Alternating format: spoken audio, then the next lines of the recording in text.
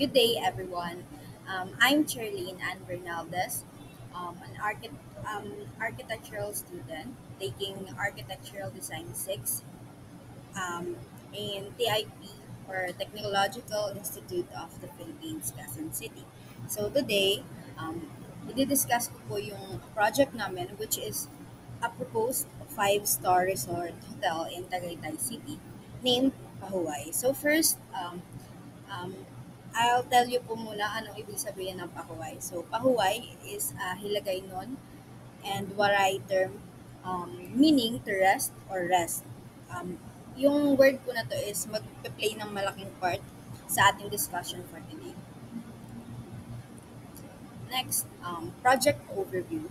Tagaytay is a prominent tourist destination in the Philippines, renowned for its temperate climate and picturesque view of Taal Volcano and Taal Lake. It provides a serene environment, making it an ideal location for family outings, leisure retreats, and romantic escape.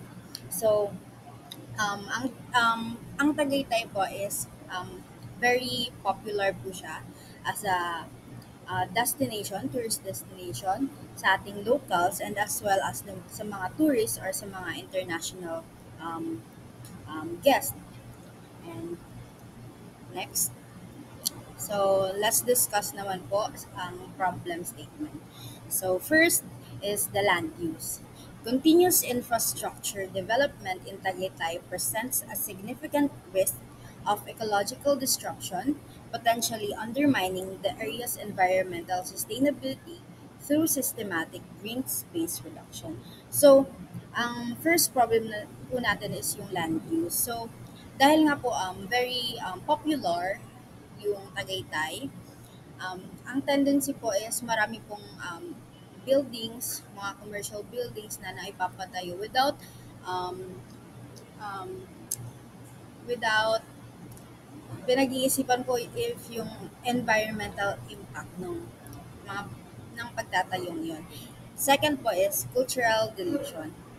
The growing tourism industry poses a challenge to preserving Tagaytay's general cultural identity as economic opportunities might gradually erode its traditional charm. So, dahil po sa, yun nga, maraming infrastructure, maraming international projects din na napapatayo dito. Parang, ang tendency po is parang mawala yung identity ng Tagaytay and mapalitan siya ng mga bagong nai-apply dito. Third and last is the environmental concerns. So, the infrastructure expansions present significant environmental challenges, systematically undermining natural landscape through comprehensive ecosystem disruption and pollution escalation. So, ayun nga po, yun yung pagsasawalang bahala po natin sa yung parang build lang talaga yung nagiging goal ng iba is nako-compromise po yung environment natin, nagko-cause siya ng malalang pollution and serious damage sa ecosystem. So, next po, um, let's now proceed to project goals. So, what do we want to do? So, goal one is sustainable practices.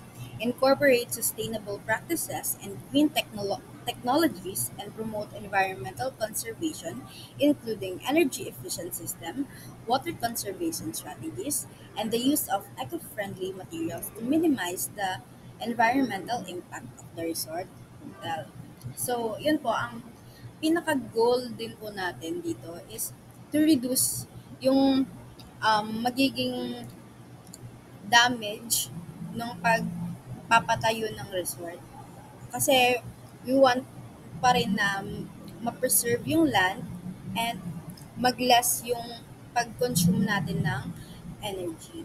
So, next po is guest experience. Implement transformative guest engagement strategies featuring specialized wellness retreats, integrated nature-centric activities, and unique experiential modules that comprehensively augment Tagaytay's tourism value proposition. So, dito naman po, syempre, as a resort, we want our clients na maging comfortable and mas ma-experience talaga nila yung what Tagaytay is. So, ayun po.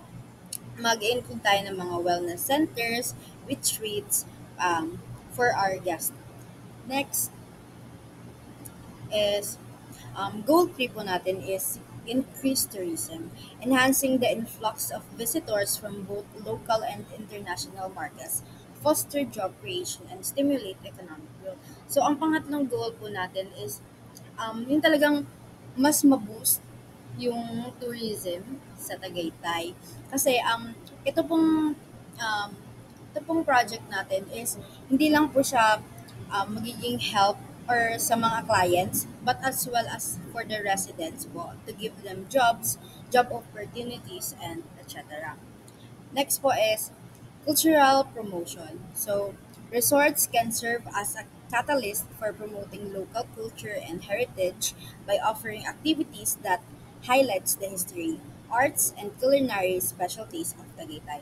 So, isa pong goal din natin is to really showcase what Tagaytay is. So, ipapakita po natin dito kung ano po yung meron sa Tagaytay, i-enhance po natin and ipopromote po natin sa ating mga clients locally and internationally. Next, dito naman po tayo sa design processes. So, first po, we have three processes po, which is research, schematic design, and developing and integrating design principles.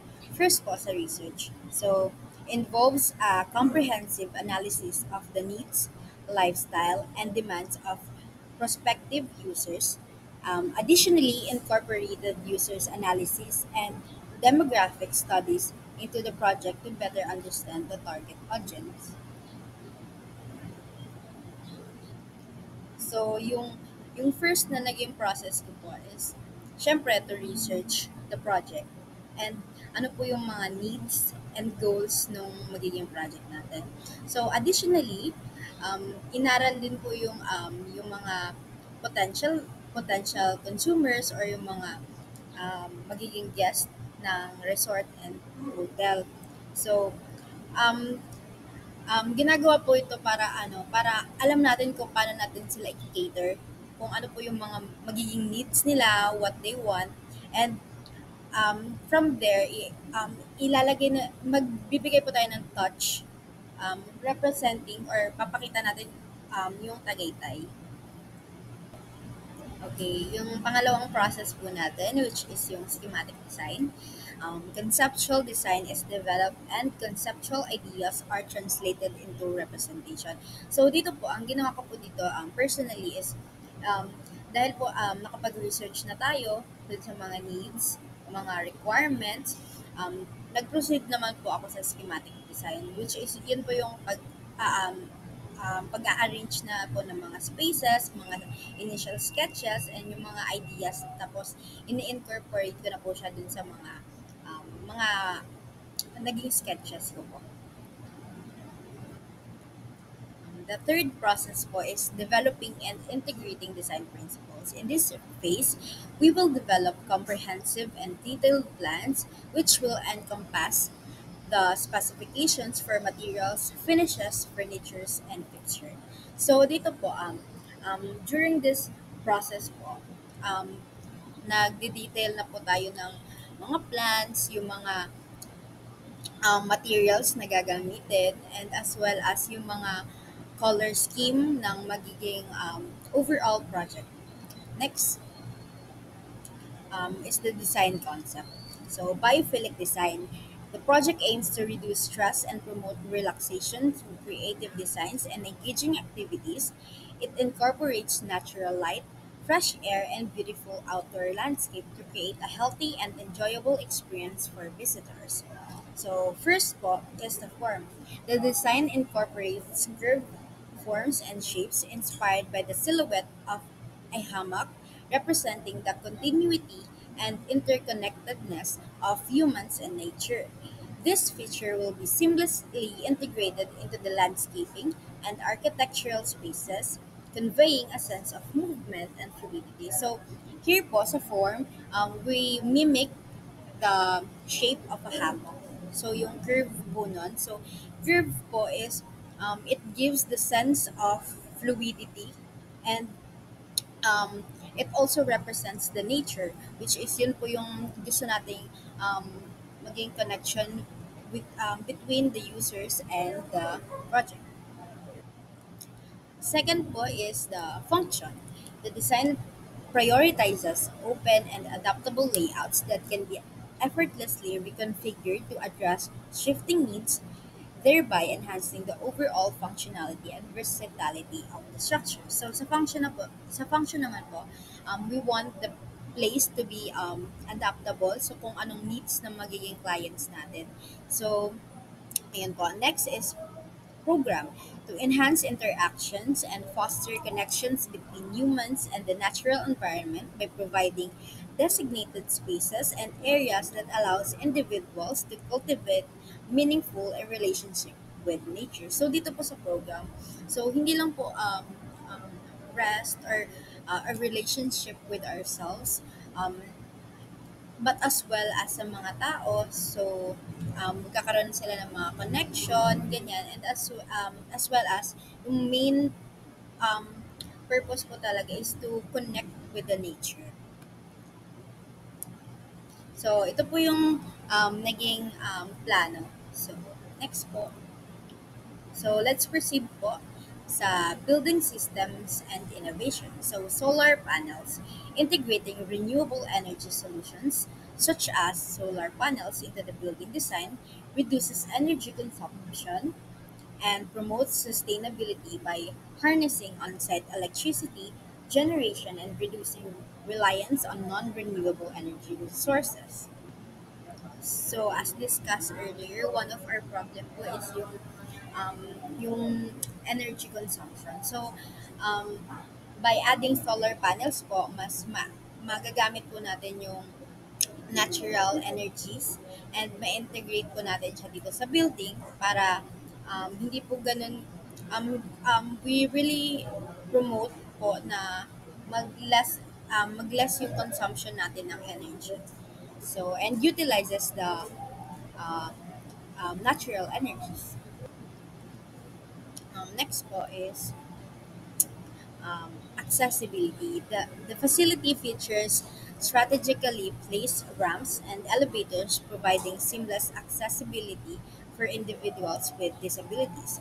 This inclusive design ensures equal access to all areas, promoting independence and comfort for all users. So, um, we really promote inclusivity um, in our every project. So, we want everyone to feel comfortable um, kapag nandito sila sa ating hotel and resort. So, we really want to um, share the experience to everyone. So, here po, makikita po natin naglagay po tayo ng mga tactile for the PWDs. Yun po, para ma-access naman po nila yung buong area. Next, um, lastly po, green spaces, providing verdant spaces including green balconies, open areas, and recreational zones reminiscent of mini parks. So, here po is, naglagay po tayo sa mga, lalo na po sa mga suites and sa mga deluxe houses is we really integrated as much as possible mga green spaces for them. So yeah, yun po. Isa siya sa naging solutions para mas ma-enjoy nila at iba din kasi yung feeling kapag mas marami kang nakikita and na-feel na green spaces. So, sa recreational zones naman po and open areas, mostly po sa mga open areas natin is naglagay po tayo ng mga benches and um, some is yung may mga mini park for the children and etc. So, that's all po for today and thank you for listening. That's all. Bye-bye!